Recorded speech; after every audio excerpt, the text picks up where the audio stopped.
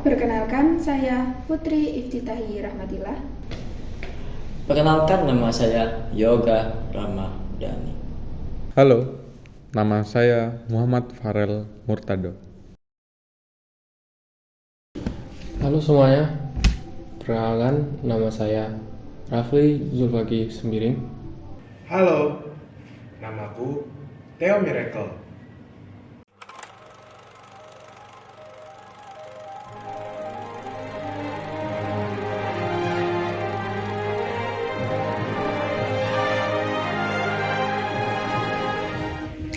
Bayangkan kamu datang ke suatu tempat yang baru, kamu belum sempat mengenal orang lain, belum sempat berbicara, tapi orang lain sudah menilaimu. Dari warna kulitmu, dari bentuk rambutmu, atau dari tempat asalmu. Sebenarnya hal itu tidak menjadi masalah bagi orang itu. Namun terkadang hal tersebut justru menjadi sebuah diskriminasi terhadap orang tersebut. Bagaimana rasanya? Hal itu dirasakan oleh sebagian orang Papua yang ada di Pulau Jawa. Fakta bahwa pemerintah masih belum melakukan pemerataan pembangunan di seluruh daerah yang ada di Indonesia.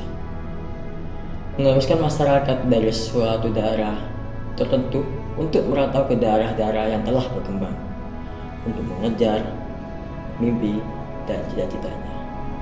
Hal inilah yang dirasakan oleh teman-teman kita dari Papua yang harus mencari ilmu hingga mencari nafkah di luar pulaunya. Salah satunya adalah Pulau Jawa. Dari fakta tersebut, masyarakat Pulau Papua memiliki ciri khas tertentu dari bentuk fisik, cara berbahasa, dan cara berpikir. Hal ini tentunya bisa dimanfaatkan oleh masyarakat Pulau Jawa untuk bertukar pikiran dengan masyarakat perantau dari Pulau Papua.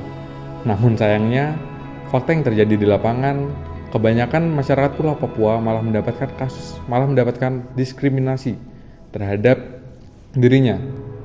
Hal ini tercatat pada tahun 2014 hingga 2023 terdapat 2.652 korban diskriminasi terhadap warga Papua yang tercatat dalam catatan Kelabu Perlindungan Pembela HAM yang ditulis oleh tim kemitraan. Yang perlu kita sadari, diskriminasi seringkali tidak muncul karena kebencian yang besar, tetapi justru berawal dari hal-hal yang biasa. Candaan yang mantap. Komentar tentang warna kulit meniru logat seseorang untuk dijadikan bahan tertawaan. Hingga adanya anggapan bahwa kelompok tertentu lebih baik dibandingkan kelompok lainnya. Tanpa kita sadari bahwa tindakan-tindakan kecil tersebut dapat menjadi luka yang besar bagi orang lain.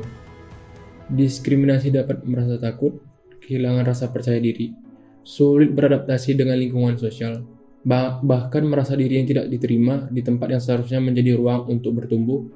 Padahal pada akhirnya kita semua hidup di tanah yang sama, berdiri di identitas yang sama, yaitu Indonesia. Lalu, apa yang bisa kita lakukan?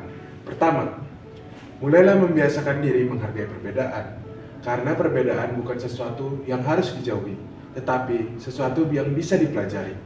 Kedua, bijak dalam menggunakan media sosial. Tidak mudah percaya dengan hasutan, tidak menyebarkan kebencian, serta lebih berhati-hati dalam berkomentar. Ketiga, membangun ruang sosial yang aman bagi siapapun, tanpa melihat suku, ras, warna kulit, ataupun asal daerah. Dan yang paling penting, mulai dari diri sendiri, karena perubahan yang besar tidak selalu dimulai dari kebijakan yang besar. Terkadang perubahan dimulai dari cara kita memperlakukan orang lain. Bayangkan jika setiap orang sudah mulai bisa menerima perbedaan, tidak ada lagi seseorang yang takut tidak diterima karena asal daerahnya, tidak ada lagi orang yang merasa kesepian karena asal daerahnya, tidak ada lagi mimpi yang terhambat hanya karena seseorang lahir dari tempat yang berbeda. Indonesia tidak dibangun hanya oleh satu suku, tidak dibangun oleh karena satu warna kulit, tidak dibangun oleh satu bicara yang sama.